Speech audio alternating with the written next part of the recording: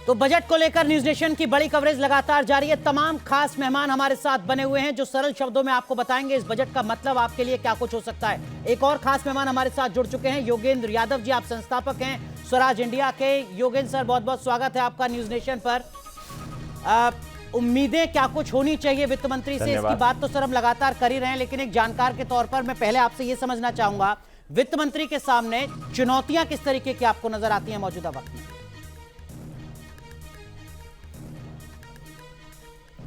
शुक्रिया। मैं अभी भारत जोड़ो यात्रा से आया हूं और यहां कश्मीर में अटका हूं। भारत जोड़ो यात्रा में घूमते हुए चुनौतियां बिल्कुल साफ दिखाई देती हैं। तीन बड़ी चुनौतियां हैं। पहला, जहां जहां हम गए एक ही आवाज बार बार, बेरोजगारी बेरोजगारी, बच्चे को रोजगार नहीं है, घर पे खाली बैठा है, कुछ घर में आ नहीं रहा।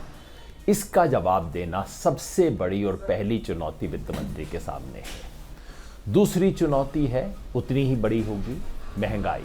जिस महिला से बात करो, जिस घर का पूछो, महंगाई का रोना, हालत खराब है, उसे कंट्रोल करना। और ये बात इकोनॉमिक सर्वे भी स्वीकार करता है कि अभी भी महंगाई बहुत कम होने की उम्मीद नहीं है। इस देश में महंगाई के लिए जो बैंड बनाया गया है 4 से 6%, खुद इकोनॉमिक सर्वे कह रहा है कि महंगाई उससे भी अधिक रहेगी। और तीसरा जो हमने देखा इस देश की यात्रा में, बढ़ती हुई विषमता, अमीर गरीब के बीच में बढ़ती हुई खाई। क्या बजट उस खाई को कम करने के लिए कुछ करेगा? क्या अमीरों पे टैक्स लगाने की हिम्मत करेगा? ये सब चुनौतियां हैं बजट के सामने। चुनौतियां तो बहुत हैं, लेकिन 2-3 बात मैं गिना देना चाहता था, खासतौर पे इस संदर्भ में कि इकोनॉमिक सर्वे स्वयं कह रहा है कि पूरे विश्व का इकोनॉमिक आउटलुक खराब होने वाला है। हमारा ट्रेड का जो डेफिसिट है वो बढ़ने वाला है। हमारा करंट अकाउंट डेफिसिट यानी कि बजट का घाटा अभी भी सीमा से अधिक है। तो बहुत चुनौतीपूर्ण बजट है और ऐसी आशा करनी चाहिए कि ईमानदारी से इस चुनौती का सामना किया जाएगा, जुमलेबाजी से नहीं। जी योगेंद्र सर, जो बातें आपने कही सर वो बेहद महत्वपूर्ण है और यही दरअसल मैं आपसे समझना चाह रहा था कि वित्त मंत्री जब अपना बजट भाषण पढ़ रही होंगी अब से कुछ मिनट के बाद, तो उनके सामने भी बतौर वित्त मंत्री किस तरीके की दिक्कतें होंगी। आपने एक दो का जिक्र किया कि देखिए रूस यूक्रेन युद्ध के चलते पूरी दुनिया पर असर पड़ रहा है। आपने करंट अकाउंट डेफिसिट का जिक्र किया जिस पर चिंता इकोनॉमिक सर्वे में जताई गई है। आपने एक्सपोर्ट का भी जिक्र किया। साथ ही साथ अभी हमारे साथ एक और खास मेहमान थे, उन्होंने कहा कि आने वाला साल पूरी दुनिया के लिए चुनौती भरा है। महामंदी की आशंका जताई जा रही है दुनिया के कई देशों में। जब ग्लोबली इस तरीके के हालात हों तो क्या हम वित्त मंत्री से ऑल इज वेल टाइप की उम्मीद कर सकते हैं सर? मतलब हमारी हर मांग पूरी हो जाए, क्या हम वित्त मंत्री से ये उम्मीद करें? क्या ये उम्मीद व्यावहारिक होगी मौजूदा दौर में?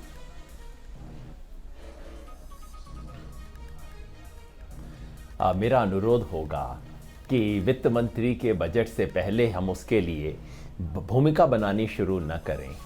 सच ये है, देखिए, एक होती है आशा, एक होती है अपेक्षा।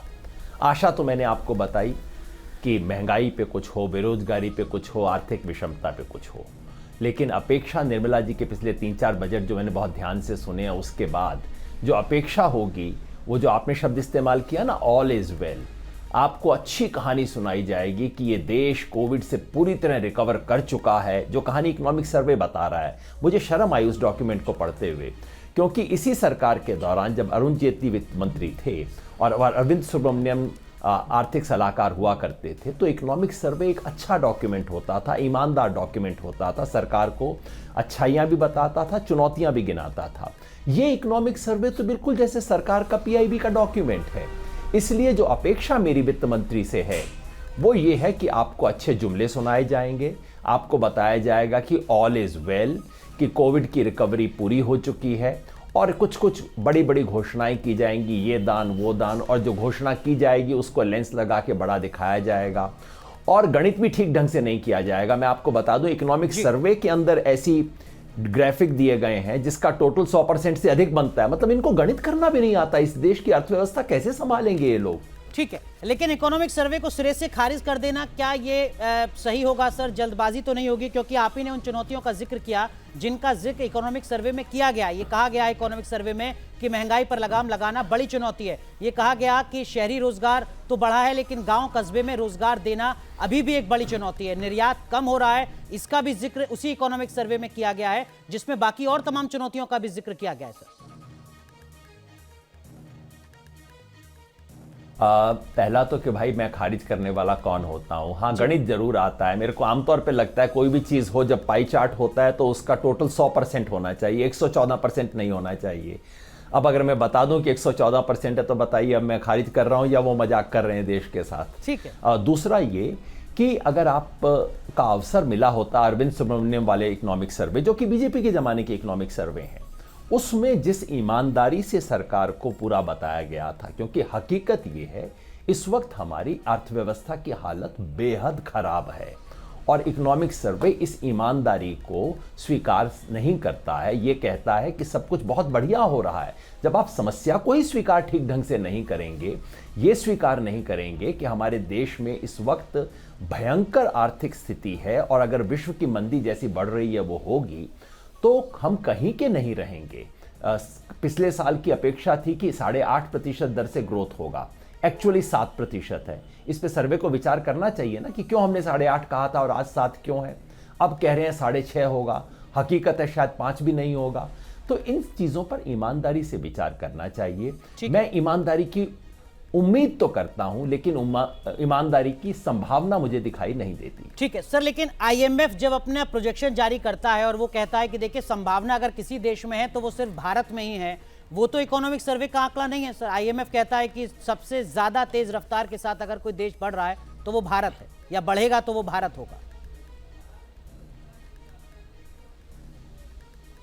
जी, और आईएमएफ भारत के बारे में जो अपनी फोरकास्ट है वो लगातार कम करता जा रहा है। अब उस 6% पे टिकी है और आगे जाके क्या होगी हमें देखना चाहिए। बिल्कुल इसमें कोई संदेह नहीं है कि इस वक्त पूरे देश में, पूरी दुनिया में हालत खराब है। लेकिन एक बात याद रखिए, ग्रोथ का आंकड़ा जहां आप होते हैं वहां से नापा जाता है। कोई यहां खड़ा है, कोई यहां खड़ा है, इस वाले की ग्रोथ ज्यादा है इसका मतलब नहीं है कि यहां वाले से वो बेहतर कर रहा है। तो इस वक्त जो है हमारे देश के ग्रोथ के आंकड़े इसलिए भी बेहतर हैं क्योंकि हमारे पिछले आंकड़े बहुत खराब थे, इसलिए जिसको एक बेसलाइन इफेक्ट कहा जाता है, उसकी वजह से आंकड़े बेहतर दिखाई दे रहे हैं। मैं एक बात सिर्फ और कह दूं किसानों के बारे में, क्योंकि किसानों के बारे में सरकार ने, आपको ध्यान होगा, 6 वर्ष तक हमें डंके की चोट पे बताया गया था कि किसानों की आय दोगुनी होने वाली है ना।